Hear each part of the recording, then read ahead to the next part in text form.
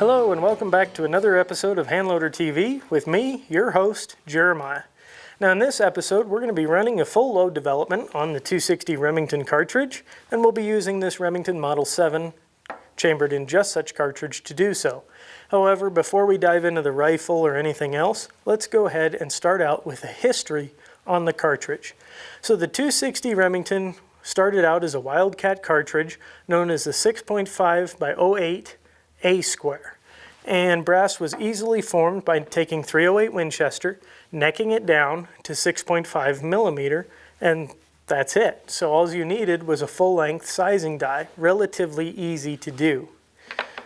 Now it started to gain a little bit of traction, and Remington Arms Company actually picked up on the cartridge, and in 1997, a rather good year if I do say so myself, Remington formally introduced the cartridge as the 260 Remington that we all know and love today. Now, when it comes to the 260, it never really took off. It wasn't a resounding success. It wasn't a big hit. And it never really made sense to me until I started really getting into hand loading some years later in my life. I always thought it was a great cartridge. But then as I really started growing my knowledge as a hand loader, I can kind of see where its shortcomings are. And I think the final nail in the coffin for the 260 Remington was in 2007 when Hornady introduced the 6.5 Creedmoor. And I think that kind of solidified the 260 Remington. While I think it'll be around for a very long time and it's not going anywhere, I don't think it will ever achieve the popularity that the 6.5 Creedmoor has, which is bittersweet if you ask me. But I should point out some of the shortcomings of the 260 Remington that the 6.5 Creedmoor did address. When it was first introduced, the 260 Remington had a standard twist rate of 1 9 inches. Now that's great for 130 grain bullets and lighter, and it's really good for the lightweight varmint bullets that you can shoot out of these rifles. However, it's not so good for the longer, heavier, higher BC bullets that we see a trend that the industry is moving towards. A 1 8 twist would be much better suited for those kinds of bullets, and that's exactly what the 6.5 Creedmoor does. Now the next shortcoming of the 260 is the shoulder angle. When you're using a longer, heavier, higher BC bullet, the shoulder it's not real steep, so you're actually starting to cut into your powder capacity fairly quickly when you're using those long bullets. Now that's something that the 6.5 Creedmoor addressed and fixed, and that's not quite as much of an issue with the 6.5 Creedmoor. And also, a lot of the rifles that were chambered in 260 have a shorter throat. This one is no exception, but we'll talk about that more in a minute.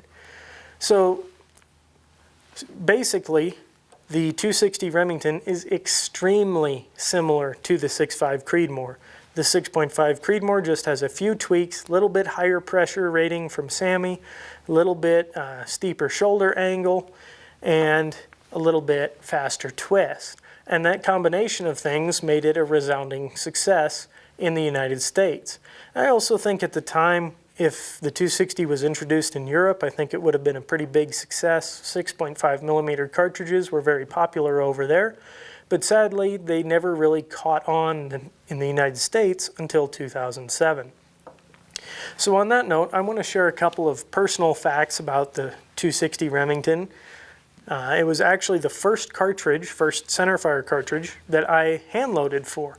I was about 9 or 10 years old, and I can still vividly remember being at the bench with my dad and just working up loads and getting to hang out with him. It was always really cool because when I was younger, he'd always go out into, at the time it was our garage, he was hand loading in our garage, and he'd go out there and I was never allowed to disturb him or go out there or be with him because he was busy hand loading, you know, and that you need your focus when you're hand loading, that's important.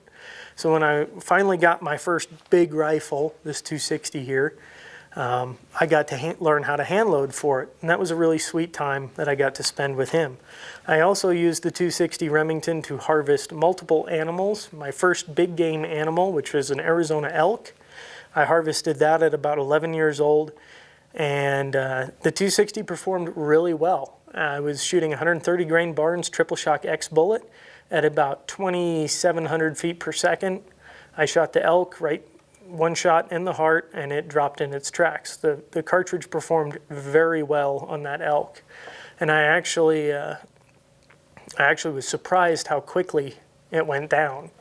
And you hear a lot of talk about, how great they are at long range. You hear a lot of this about the 6.5 Creedmoor, how it's a 400 or 500 yard elk cartridge and stuff like that. I don't want to dive down that rabbit hole too much, but I will say your effective range is limited when you're talking about big game. I shot my elk at 80 yards, and I probably wouldn't go more than a few hundred yards past that with this cartridge. I also used it to harvest my first Arizona mule deer, my very first deer ever for that matter.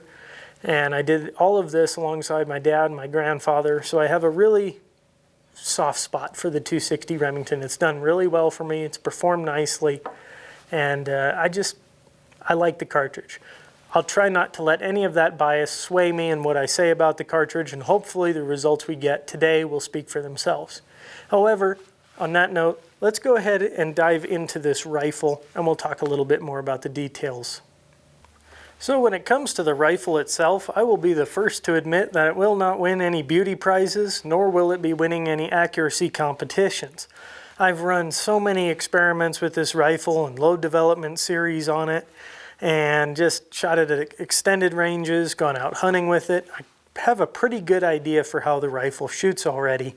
And this particular rifle shoots about 0.75 inches to 1 inch at 100 yards. So it's 3/4 of a minute to a 1 minute of angle gun, and that's pretty darn good for it. Now there are sometimes some outliers that will shoot a little bit better, but for the most part when you're working up your loads, doing your load development, anything in that 3/4 to 1 inch mark at 100 yards is pretty good for this particular rifle. Now, it is a nice rifle. I do enjoy carrying it, and that's one thing that I like about it. It's handy, it's fairly lightweight, it points really well. When I first got the rifle, it originally had a Burris, I believe it was a full field 3x9 scope on it, and I used that scope to harvest my first elk, my first deer, my second deer, numerous coyotes, more than I can count. And it did really well, but as I got older and a little bit more interested in pushing the distances and shooting long-range targets and stuff like that, I went ahead and swapped that out for a Leupold VX 3i LRP 4.5 to 14 by 50 millimeter scope, and it does have that Christmas tree reticle in there, so that's kind of nice if you're holding over. But starting at the back of the rifle, it has a limb saver recoil pad on it, just a standard Remington black synthetic stock. And when I first got the rifle, it actually came with a youth stock, which was pretty cool. It allowed me to actually grow up with the rifle. So I do have a soft spot for this rifle. And its handiness and compactness and easy pointing is largely thanks to this 20-inch barrel here. And I had Dave Fink at Fink's Custom Gunsmithing thread the barrel and make a knurled thread protector for it. On occasions I'll shoot this rifle suppressed, so I like that on there. The bolt feels pretty good. It is jeweled. It feels pretty nice there. I have noticed with this particular rifle, if I put a lot of force on the bolt, like up, it gets a little bit gritty. It's nothing terrible, nothing I can't deal with, but that's something you might notice as we're running our load development on the rifle. It has a 2-position safety, which is sufficient for my needs. I personally like 3-position safeties, but beggars can't be choosers, and this was my first rifle. So the trigger breaks cleanly and crisply at about 3 pounds 11 ounces. I have noticed the trigger pull's a little bit inconsistent with this particular rifle. It'll vary quite a bit from anywhere from 3 pounds all the way up to about 3 pounds 15 ounces, depending. So it's got a little bit of variation in there, but overall the average is 3 pounds 11 ounces. Now I've carried this rifle so much when it comes to hunting and backpacking and even on horseback. For a long time it was a go-to rifle for me to carry on horseback because it's short and it fit well in a rifle scabbard. So overall, I think these Remington Model 7s make great youth guns. I think they're excellent for smaller framed shooters. I think they're very comfortable, very light, and very handy. And all in all, I really like them. While I do wish the accuracy was better, I've always found it more than sufficient for hunting purposes and my personal purposes when I'm not stretching out on targets past, say, 500, 600 yards. It performs really, really well. So there you have it. On that note, let's go ahead and jump over to the hand loading side of things. When it comes to hand loading the 260 Remington cartridge, it's a fairly simple and straightforward process. So rather than walk you through each step-by-step process to hand load for the cartridge, I thought I'd spare you and kind of show you a few things and then just tell you the rest. So as you can see, we've selected some pretty high quality components. We have Lapua cases, which I find to be of outstanding quality and very consistent. Some nice bullets here. Some great powder choices. There's two that I'm really excited to try, and that's the Alliant 15.5, Reloader 15.5 TS. I've never tried that powder before in this rifle, and I'm really excited for that. And the same is true with Vitavori N565 powder. I'm hoping for some pretty good results from those two powders, with them both being relatively new. I've got our Area 4190 reloading press set up here, and we've selected RCBS Matchmaster dies. Now, one thing I should point out on the Matchmaster dies is they are a bushing die set. So what that means is that contained inside our full-length sizing die is a neck bushing. And what those neck bushings allow you to do is to set your neck tension. And what that is basically how much tension there is on the neck, that the neck is exerting on the bullet here, how tight that neck is. So, let me show you that. If you disassemble the die, you remove your expander ball, decapping rod, pin assembly here. Contained within the die here is our neck bushing, this little guy right here. And in case you were wondering, this particular bushing is a 291 thousandths neck bushing, or 0.291, and this is what it looks like. Now what's really neat about these is it allows you to get the exact neck tension you want for your cartridge. And experimentation is always key, but what it can actually do, adjusting that tension, can actually help shrink your extreme spreads and standard deviations in your velocity strings. Now, how you would get that measurement for that bushing, how I arrived at 0.291 or 291 thousandths of an inch, is I went ahead and took a fired case, or I'm sorry, an unfired case, a loaded cartridge, and I took a set of calipers here. Let me turn them on here. And then what I like to do is I will take the calipers and I'll put the jaw onto the neck with the bullet seated, and I'll take a measurement of that. Let me show you what the measurement is here as I lock these guys in.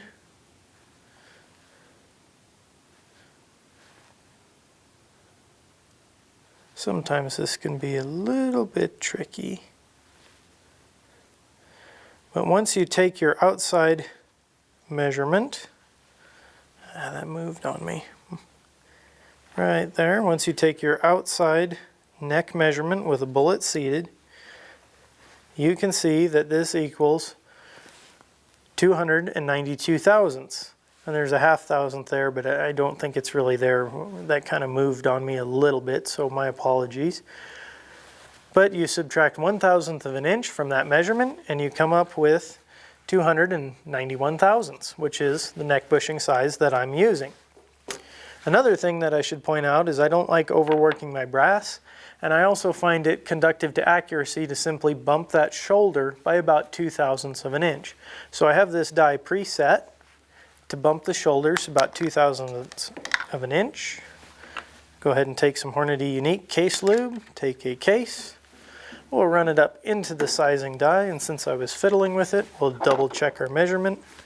I also like to wipe the case lubricant off. I think sometimes that can skew your measurements. And then I always like to, there it is. So this particular case has the shoulder bumped only about 1,000th of an inch. So what I should actually do is tighten up or screw down our sizing die here, and I think I can get just a little bit out of it. I might not have had that fully secure after fiddling with it. And we'll run another case up into the die here. And we'll take a look at my calipers and measure that shoulder bump, which is perfect. Yeah, I just didn't have that die screwed down all the way. 0.02 of an inch shoulder bump. So that's exactly what I did to work up all of the loads in this series. Once you've finished sizing the brass, the next step would be to prime it. Now for priming, I just used a Frankfurt Arsenal hand priming tool and Federal 210M gold metal match primers. So nothing exciting there.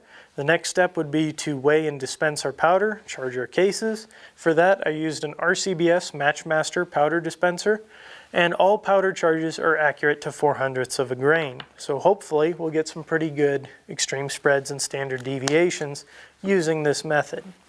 Now the final thing I want to show you is something that's pretty neat, and it's unique to these RCBS Matchmaster dies. So this here, as I rotate the turret head, is the seating die. And as you can see on this seating die, it has a window here, an opening. Lock that in. And let me show you how this die works. You take your case, which presumably would have a primer and a powder charge in it, but for demonstration purposes, we're just going to seat a bullet. You take your bullet and you simply drop it right into that die like so. And now, if you look at this die, it has a little sliding sleeve here.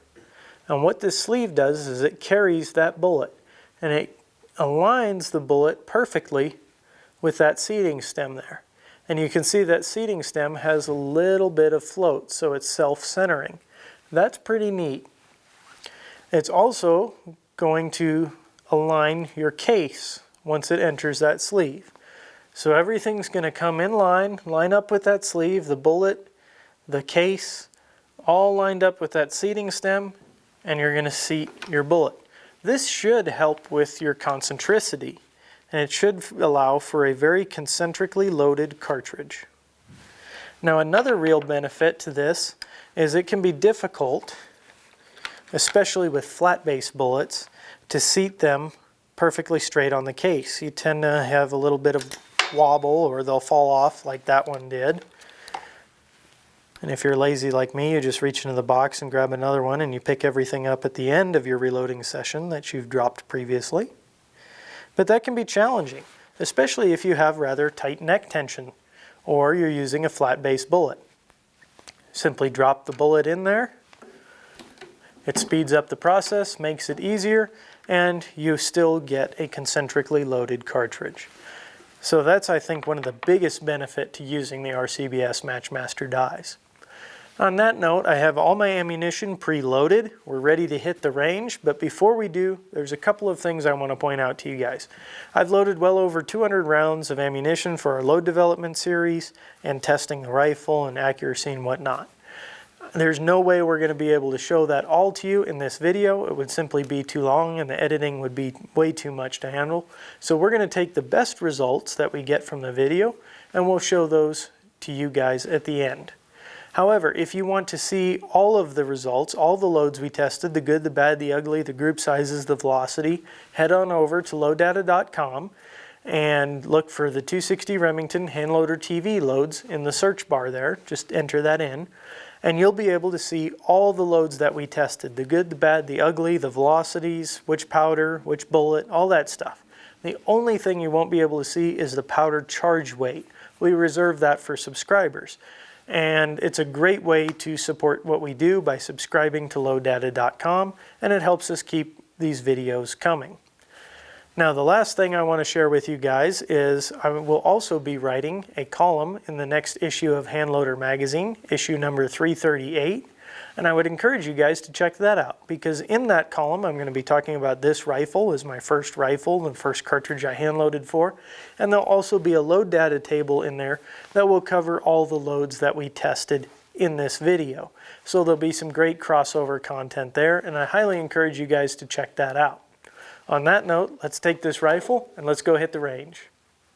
So we had a little bit of technical difficulties this morning setting up. While I was setting up the Handloader Model 35P chronograph, I accidentally yanked a wire out of the battery compartment there, and so the battery was not getting a good connection, and so I wound up having to resolder it back together. Everything should be working, but just in case, we also have the lab radar here to record all of our velocities for today. So hopefully we'll get some good data. We shouldn't have to worry at all about accurate standard deviations, extreme spreads, or velocities today. On that note, the target is downrange at 100 yards. Of course, Handloader Model 35P is set up 10 feet from the muzzle to record velocities along with the lab radar. And according to my Kestrel 5700 here, the temperature is 37.5 degrees, a little bit cool for Arizona. Altitude is 5,000 feet.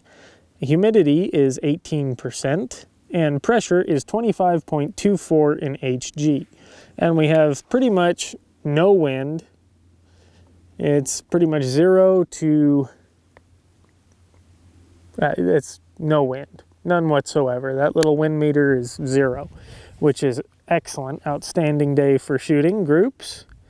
And the first load that we're going to try for today is using H4350 powder, a 40.4 grain charge with a 129 grain Hornady interlock, Lapua cases, Federal 210M primers, and I'm already loaded up here, so let's put them on the paper.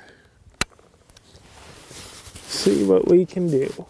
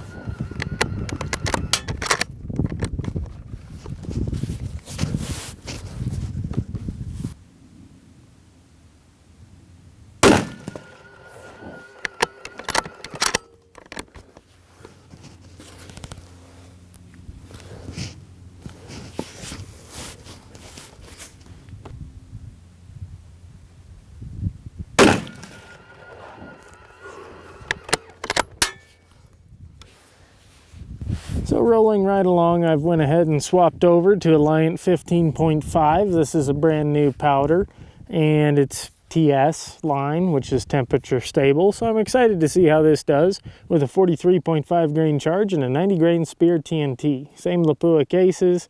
Overall loaded length is 2.700 inches, and we're using a Federal 210M primer.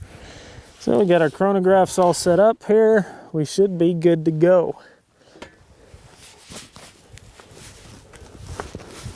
Get this guy settled in on the bag, and let's shoot a group.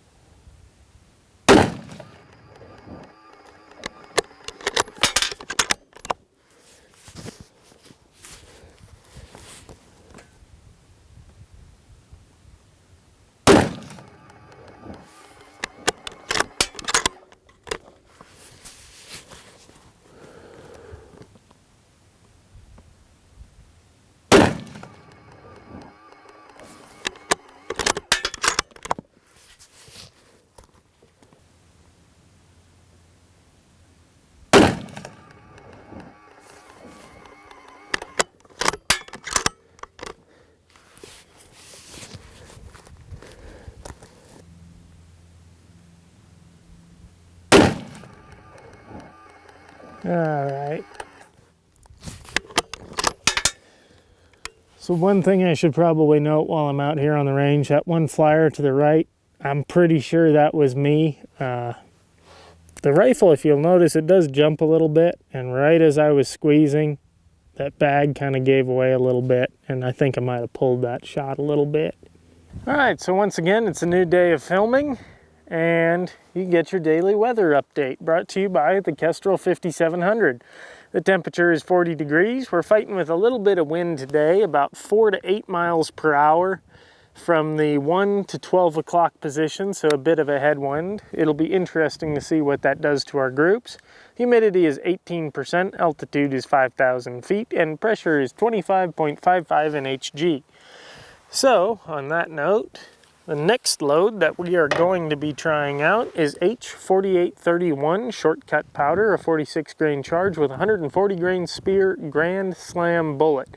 Lapua cases, Federal 210M primers, and our overall loaded length is 2.800 inches. Chronographs are all set up, ready to go, rifles loaded. So, let's see if we can't get a group.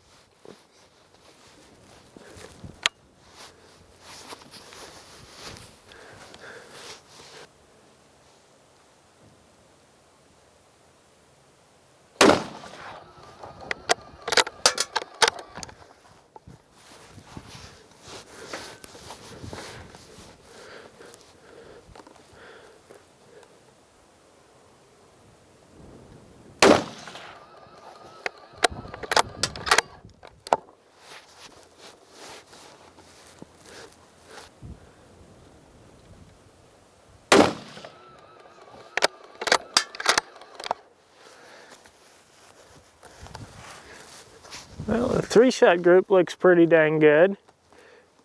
See if this thin barrel will keep it together for 5.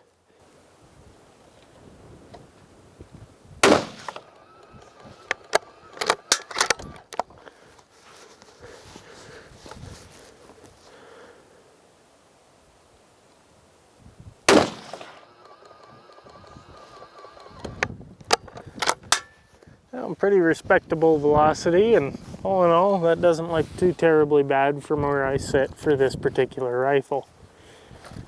The next load that we're going to try is using H4350 powder, a 43.0 grain charge with 120 grain Barnes tip triple shock X bullet, Lapua cases, Federal 210M primers, and our overall loaded length is 2.705 inches. So, on that note,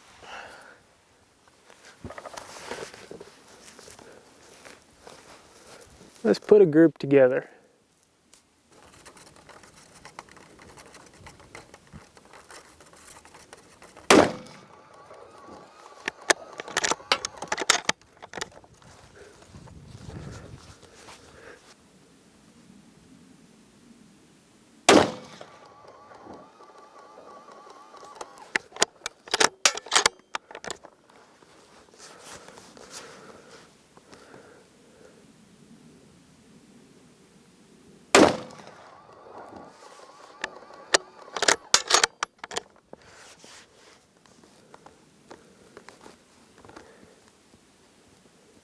And there, as I can tell, those 3 shots look pretty good.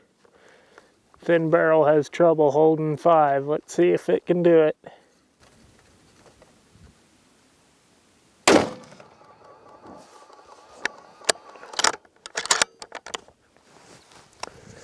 Yeah, 4 shots, okay, number 5, no pressure.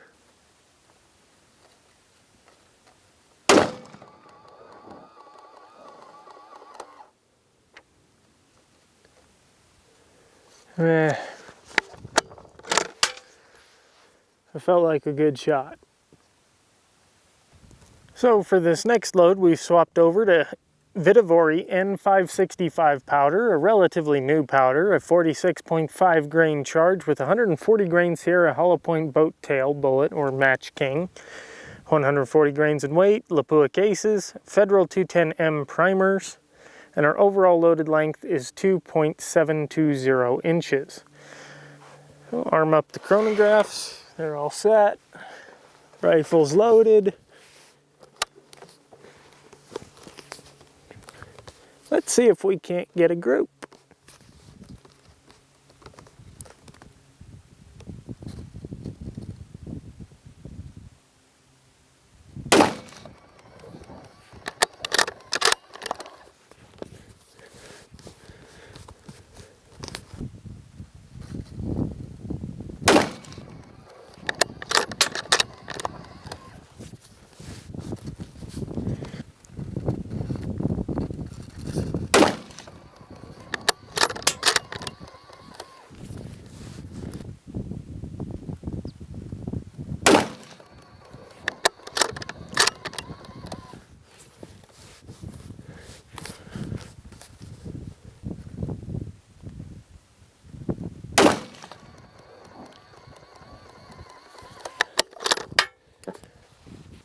So we're back from the range now after testing a ton of different loads, and I've got the results right here.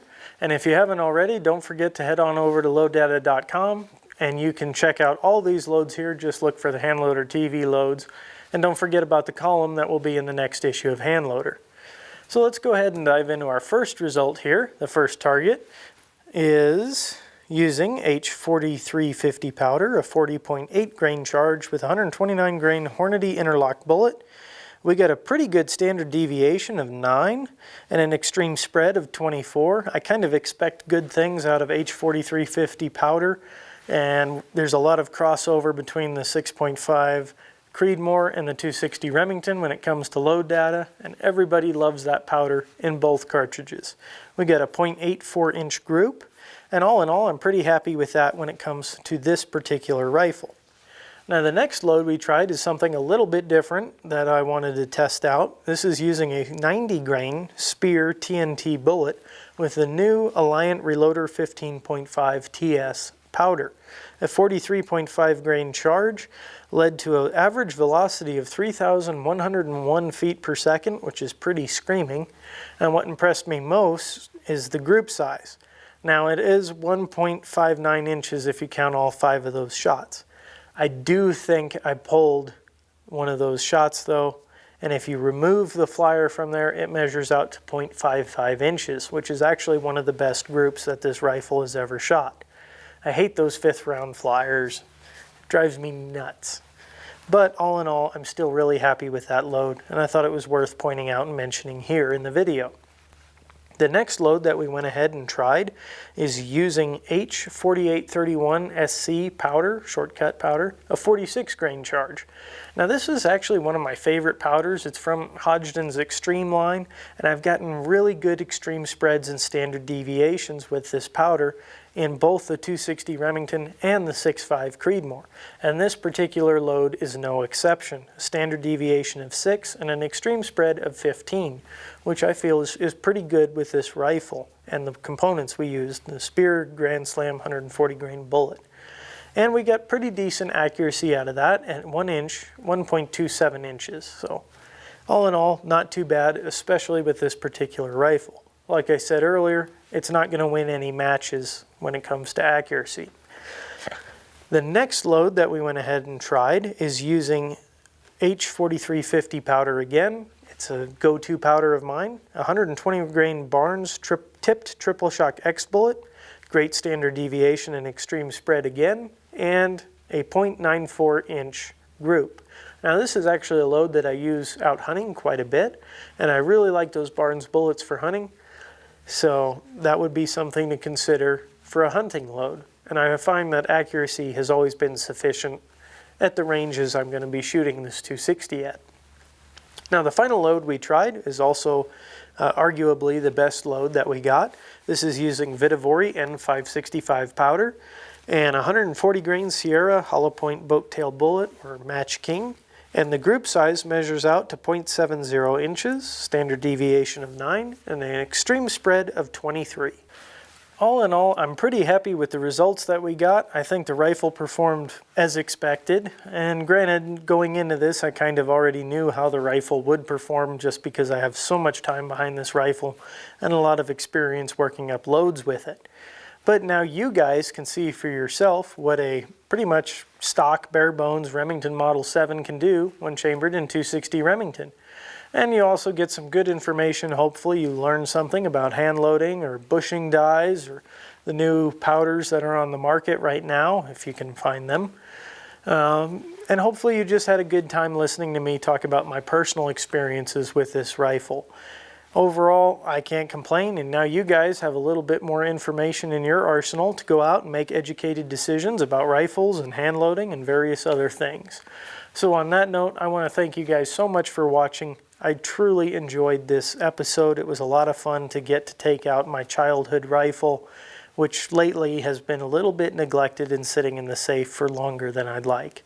So it was great to put some trigger time behind it and do some hand loading for it. It brings back a whole lot of really sweet memories for me. So I want to thank you for being a part of this episode. Thank you for watching. As always, don't forget to give us a thumbs up if you liked what you saw. And go ahead and subscribe and hit that bell icon so you're notified when we post our next video. You don't want to miss out. We have a lot of very exciting projects that are in the works. So on that note, if you have any further questions, personal experience with the cartridge, or just any thoughts you'd like to share with us, be sure to leave those in the comments section below. I do my best to read and respond to everyone. It's getting pretty crazy with the amount of people that comment, but I love it. Keep it coming, and I will catch you guys in the next episode.